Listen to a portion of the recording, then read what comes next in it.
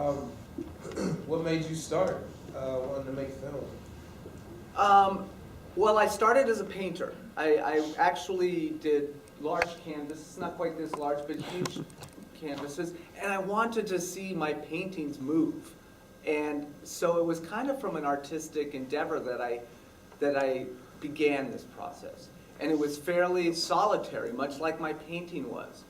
But then I went to college, and I had an opportunity to meet other people, and I saw kind of the responsibility I had as an artist. It wasn't just to do my paintings and put them up on walls and walk away from it, but was to hopefully give voices to people who necessarily didn't have them. And so I began to take that responsibility a lot more serious. And then when I traveled the world, it was like, I cannot not tell the story of these people that experienced 36 years of civil war and are living in a plantation system, much like the slaves back in the 1800s did here, where they're working for a master, but instead of the master picking cotton, they're picking coffee that eventually ends up at a Starbucks right around the corner from us. Just kind of had to take that on a little bit, but it really started as kind of a selfish, like I just want to create my art thing, and it sort of transformed into less stories about me, because I don't know if I'm really that interesting, more stories about people out there. And that's what I try and get my students to do. I think it's important to find yourself as an artist, find your voice. And oftentimes we do that through our own self. But then going out there and telling other people's stories, and working with others within the community. I like that for the most part in the videos we saw today. They were telling other people's stories that in some ways was their own, but they weren't the vehicles. Good question. Yeah.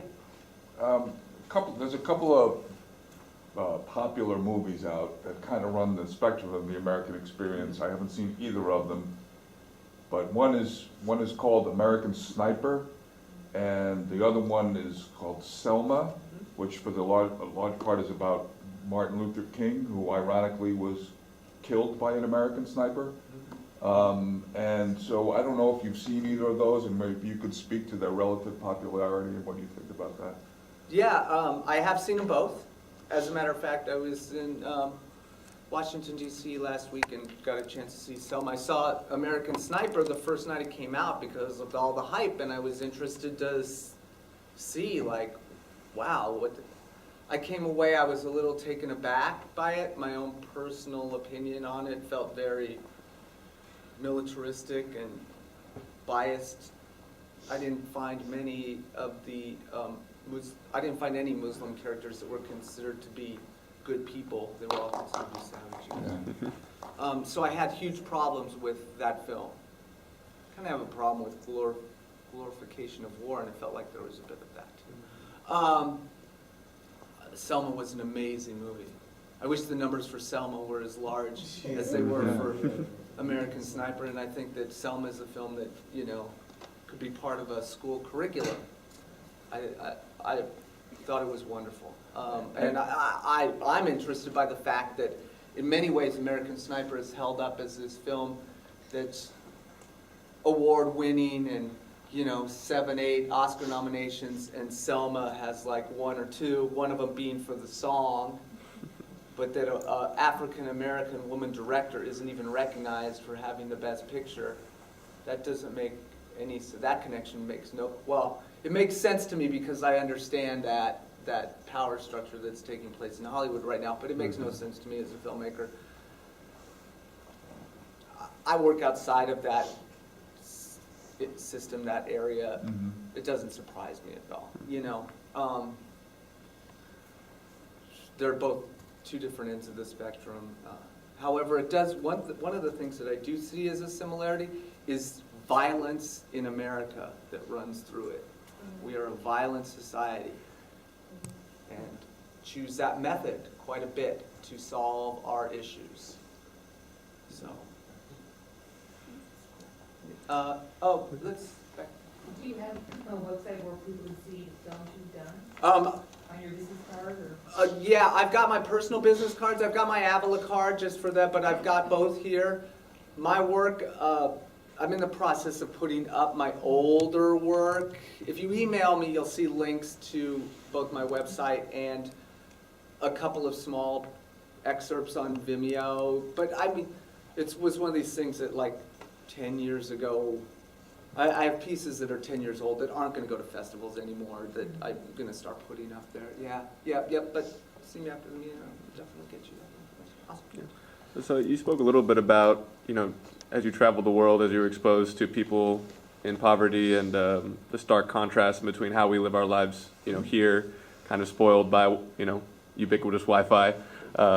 But was there one specific life event, or was it during your travels that you transitioned from being an artist, for art's sake, to using art as a medium for speaking about issues of social change and bringing that to a higher consciousness and people in America who just who have the option of ignoring those things? I think there was one film I was working on. It was a film I was doing back in graduate school. It was called Divided into One, and I wasn't traveling the world. I was actually in San Francisco, California. And I was doing a documentary about street prostitutes, heroin-addicted street prostitutes. And I realized that these women were not, they were invisible to the society, except for a certain segment at a certain point of the day for certain means. But for the most part, no one paid any attention to them, and I thought, wow, we have just abandoned as a culture these people. I mean, we don't even acknowledge their existence at all. And there was no service. There were services, but it kept the cycle of addiction going and prostitution. And so that was kind of the first film, and that gradually took place. I kind of was looking at it selfishly a little more. I thought it was going to be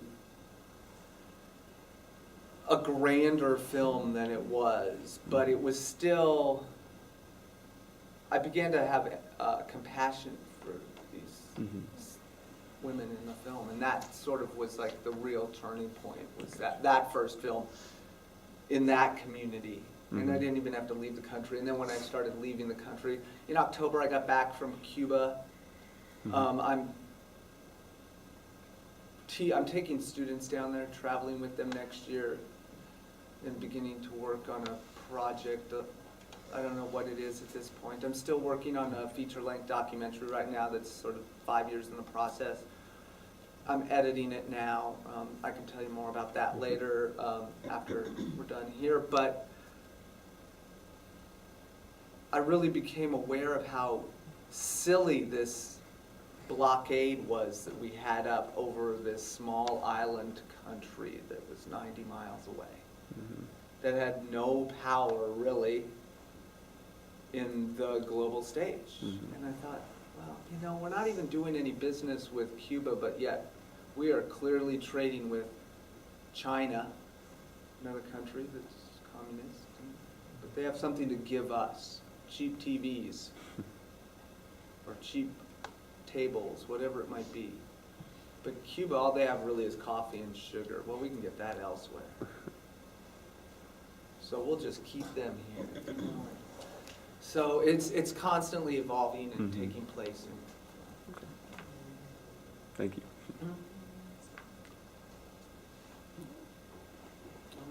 Cool, thank you.